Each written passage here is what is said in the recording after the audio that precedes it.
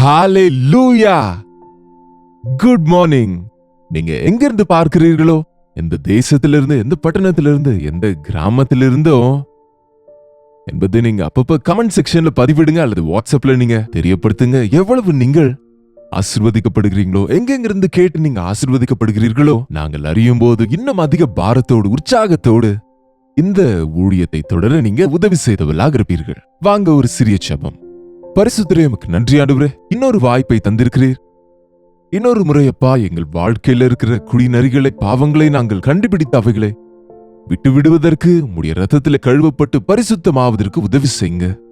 என் இயேசுவின் நாமத்தில் ஜெபிக்கிறோம் பிதாவே, ஆமென்.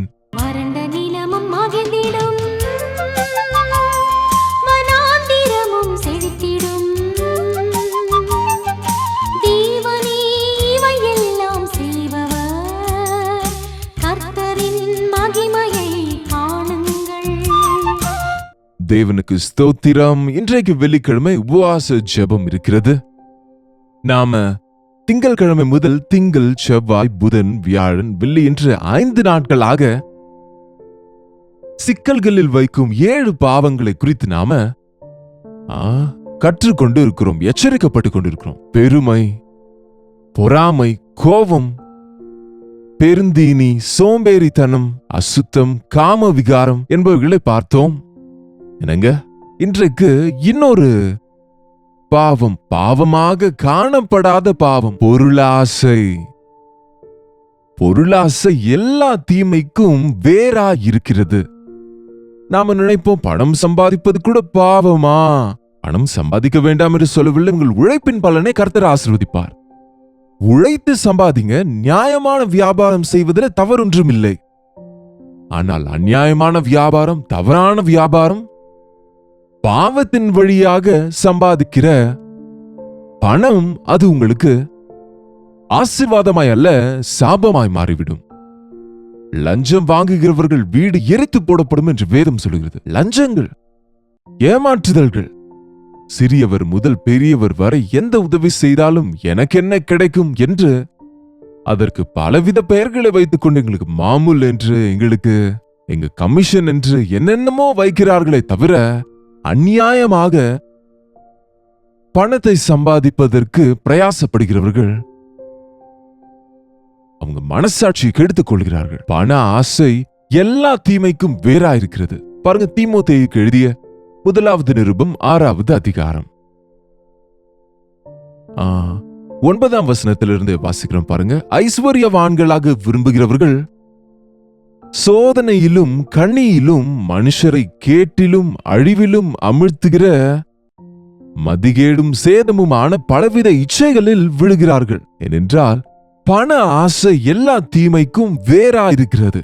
சிலர் அதை இச்சித்து விசுவாசத்தை விட்டு வழுவி அநேக வேதனைகளாலே தங்களை உருவ குத்திக் கொண்டிருக்கிறார்கள்.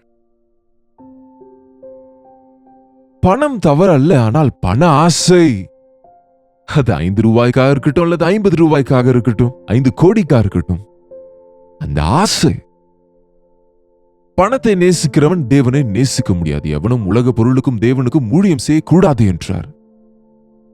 பணம் நமக்கு வேண்டும், ஜஸ்ட் டிரான்சாக்ஷன்ஸ், நம்முடைய தேவைகளுக்காக அது அவசியமே. ஆனால் பணம் நம்மை பிழைக்க செய்யாது. தீர்ப்பு நாளில் பணம் நமக்கு உதவாது.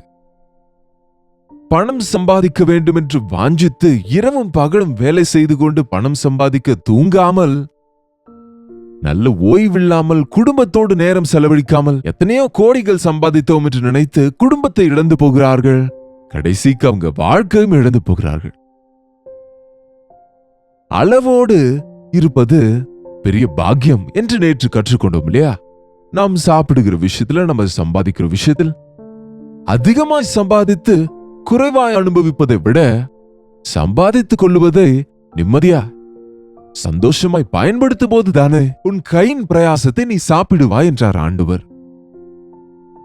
இந்த பொருளாசையோடு பணத்தை நேசித்த ஆண்டவர் சமூகத்துக்கு தூரமாகிறவர்கள், ஜெப நேரத்தை மிஸ் ஆகிறவர்கள், சர்ச்சுக்கு வர எனக்கு டைம் இல்லை என்று சொல்கிறவர்கள் இன்றைக்கு எத்தனையோ பேர் இருக்கிறார்கள்.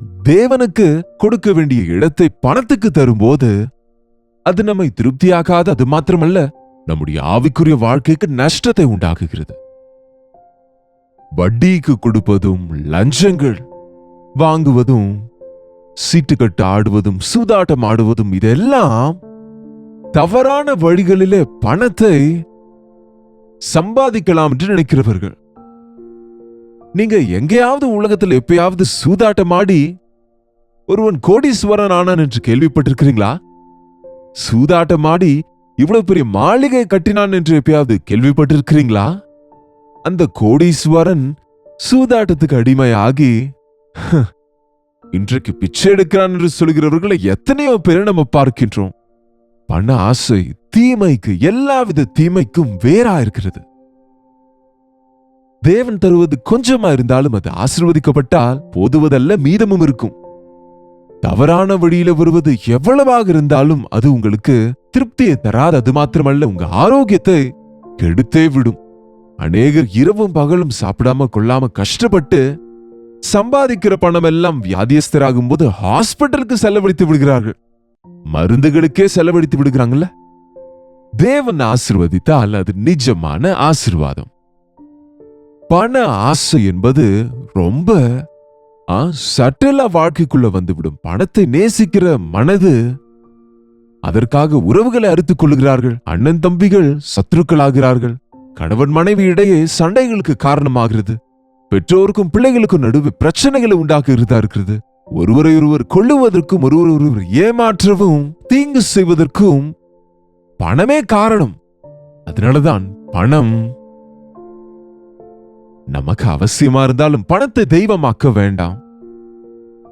ஹிந்தில இப்படி சொல்லுவாங்கல்ல, பைசாமே பரமேஸ்வர் ஹே, பணத்தில் தான் தேவன் இருக்கிறார். இல்லங்க, பணம் தேவன் அல்ல. என்னங்க, பணம் என்றால் மலையிலிருந்து குரங்கு கூட இறங்கி வரும் என்று சொல்லுவார்கள். ஆமாங்க, யாரா இருந்தாலும் பணத்தை காட்டினால் உங்க பின்னாலேயே பணத்துக்காக வந்து கொண்டே இருப்பார்கள். அது உங்களுக்கும் அவனுக்கும் நன்மை செய்யாது. தமிழ்ல இப்படி சொல்லுவார்கள், பணம் என்றால் பிணம் கூட எழுந்து நிற்கும் என்று சொல்லுவார்கள். அப்படிதானே? பணம் என்றால் செத்தவன் கூட அப்படியா என்று உட்கார்ந்து கொள்வானாம். அப்படியாக மனிதன் இன்றைக்கு பணத்துக்கு அடிமையா இருக்கிறான். உனக்காக ஜீவனை தந்த ஆண்டவரை விட்டுவிட்டு இந்த உலக சம்பந்தமான பொருட்களுக்காக வாஞ்சிக்கிறவன் தன் ஆத்துமாவை இழந்து போகிறான். ஒருவன் உலகம் முழுவதும் சம்பாதித்தாலும் தன் ஆத்துமாவை இழந்தால் அவனுக்கு என்ன லாபம்? ஆகவே நம்முடைய வாழ்க்கையில இந்த ஆசைகள், இந்த இச்சைகள், பண ஆசை, இந்த பெருந்தீனி, இந்த சோம்பேறித்தனம், கோபம், பொறாமை, இந்த காம விகாரம், இந்த காம இச்சைகள், அகங்காரம், பெருமை, இவை எல்லாம் நம்முடைய இருதயத்துக்குள்ளே நுழைந்து நம் ஆவிக்குரிய வாழ்க்கையை நெருக்கி நம்மை கிழித்து நாசம் செய்கிறது. இவைகளுக்கு அடிமையாகிறவன் எவனும் உருப்படவே மாட்டான். நீதிமொழிகள ஒரு வார்த்தை இருக்கு பாருங்க. நீதிமொழிகளின் புத்தகம் 5ஆம் அதிகாரம் 22. துன்மார்க்கனை அவனுடைய அக்கிரமங்களே பிடித்து கொள்ளும். அடுத்த பகுதியிலே அவன் தன் பாவ கயிறுகளால் கட்டப்படுவான். துன்மார்க்கனை அவனுடைய அக்கிரமங்களே பிடித்து கொள்ளும், சிக்கல்களில் வைக்கும். எல்லாரும் சிக்கலில் விழுந்து விட்டோம். இந்த கடனிலே கொடுத்து சிக்கிக் கொண்டோம் அல்லது வாங்கி சிக்கிக் கொண்டோம் என்று சொல்லுகிறவங்க அநேகர். எதுலயோ ஷேர்ஸ் வாங்கி கொண்டோம், மொத்தம் போய்விட்டது. லக்கி டிராக்காக செய்தோம், கடைசியில மொத்தம் போய்விட்டது. என்னங்க, அநேகர் இன்றைக்கு இந்த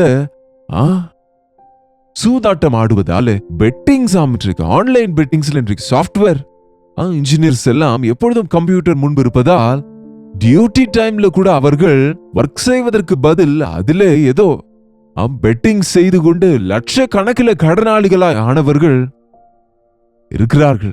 அவர்கள் வந்து சொல்கிறார்கள், ஐயோ, என் வாழ்க்கையில இப்படி நஷ்டம் போய்விட்டேன், என் சம்பளமே லட்சத்துல இல்லை, நான் லட்சக்கணக்கில் கடனாளி ஆகிவிட்டேன், இந்த பெட்டிங்ஸ்ல வரும் வரும் வரும் என்று சொல்லி இருப்பதை இழந்து விட்டேன்.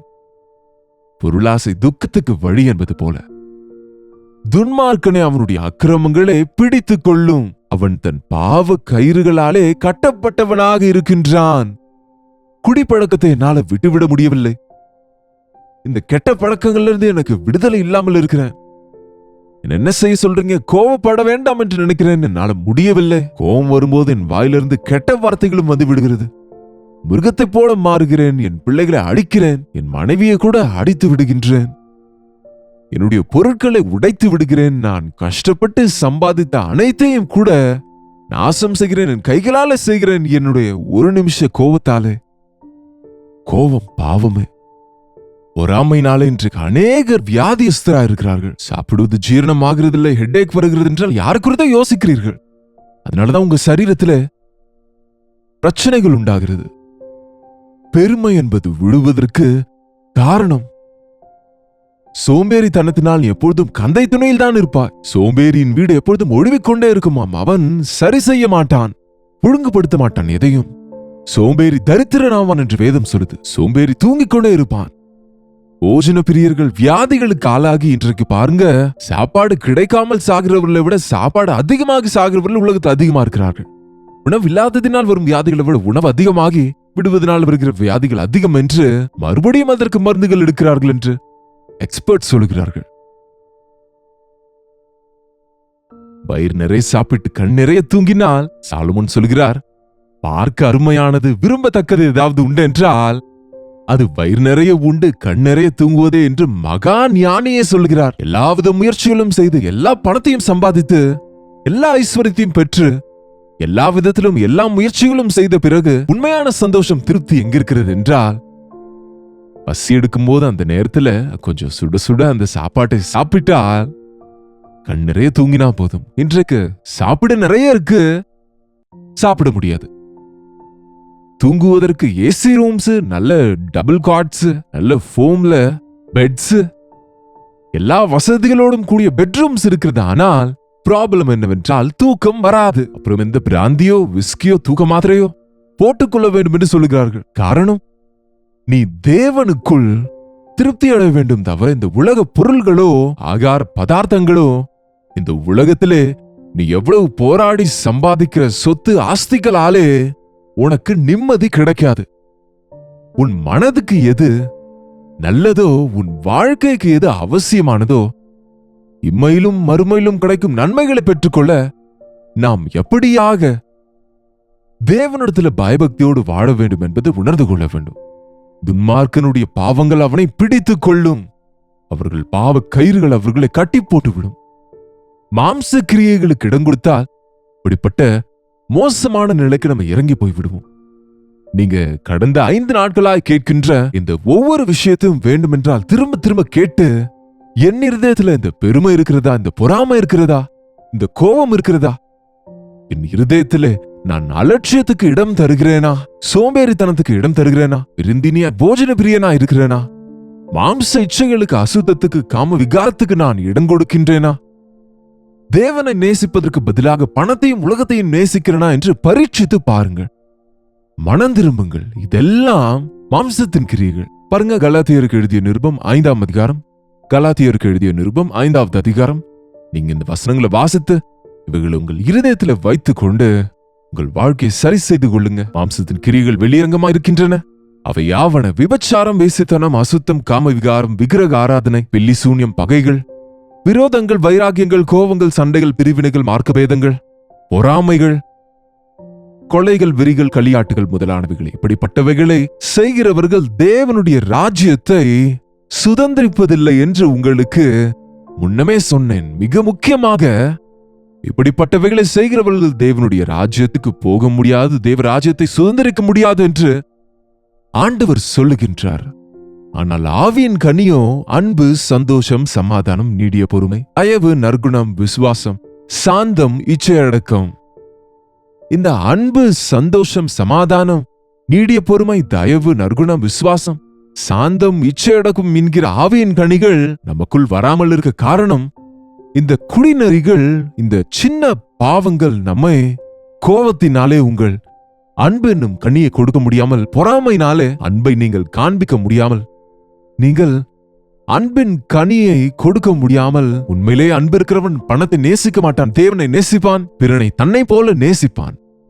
இந்த கனிகள் வராமல் இவைகள் பூவும் பிஞ்சுமா இருக்கும் போதே இவைகளை அழிக்கின்ற குடிநெறிகளை பிடிப்போம். நம் இருதயத்தை தேவனின் வசனத்தின் வெளிச்சத்தில் ஆராய்ந்து பார்த்து மனம் திரும்புவோம். ஜெபம். பரிசுத்தரே, எமக்கு நன்றி ஆண்டவரே. இருதயங்களை கெடுக்கின்ற இந்த குடிநெறிகளை நாங்கள் உம்முடைய வசனத்தின் மூலம் கண்டறியும்படிக்கு உம்முடைய சமூகத்துல முழங்கால் போட்டு ஜெபித்து அறிக்கை செய்து விட்டு விடுவதன் மூலம் விடுதலை பெறவும் எங்களுக்கு உதவி செய்யுங்கப்பா. இப்பொழுதே பெருமையினாலே கர்வமுள்ளவர்களாய், பொறாமையுள்ளவர்களாக, கோபப்படுகிறவர்களாய், சோம்பேறிகளாய், பெருந்தீனிகளாய், பண ஆசைக்கு அடிமைகளா இருக்கிற ஒவ்வொருவரையும் ஆண்டவரே, இன்றைக்கு உம்முடைய ஆவியானவரை கொண்டு அவர்களுக்கு வேண்டிய விடுதலை தந்தருளும் அப்பா. இன்றிலிருந்து உம்மை நேசிக்கவும், உமக்காக கனி கொடுக்கவும், ஆவியின் கனிகளை தரவும், ஆசீர்வதிக்கப்படவும், அநேகருக்கு ஆசீர்வாதமா இருக்கும் உதவி செய்யும்படியாக இயேசுவின் நாமத்திலே ஜெபிக்கிறோம் பிதாவே, ஆமென். நம்முடைய பிதாவாகி தேவனுடைய அன்பும் குமாரனாக இயேசு கிறிஸ்துவின் கிருபையும் பரிசுத்த ஆவியானவருடைய அந்யோன்யமும் ஐக்கியமும் கூடி வந்திருக்கிற நம் அனைவருக்கும் இப்பொழுதும் சதா காலமும் துணையாக இருப்பதாக, ஆமென். தேவனுக்கு ஸ்தோத்திரம். உங்களுடைய ஜெப விண்ணப்பங்களை, பாரங்களை நீங்க எங்களுக்கு தெரியப்படுத்துவதற்கு 8939801234 என்ற வாட்ஸ்அப் நம்பருக்கு நீங்க ஒரு டெக்ஸ்ட் அல்லது வாய்ஸ் மெசேஜ் மூலமாக வாட்ஸ்அப் அனுப்புங்க. உங்களுக்காக நாங்க ஜெபிக்கிறோம், நீங்களும் ஜெபிங்க. தேவன் நிச்சயமாக அற்புதமான பதில்களை தந்திடுவார். கர்த்தருக்கு சித்தமானால் நாளைக்கு இதே அனுதின தியான நிகழ்ச்சியில கர்த்தருடைய வார்த்தையோடு நான் உங்களை மீண்டும் சந்திக்கிறேன். நீங்களும் தொடர்ந்து இந்த நிகழ்ச்சியை பாருங்க, ஆசீர்வாதங்களை பெற்றுக்கொள்ளுங்க. அதுவரை கர்த்தருடைய கிருபை உங்களுக்கு துணையாக இருப்பதாக.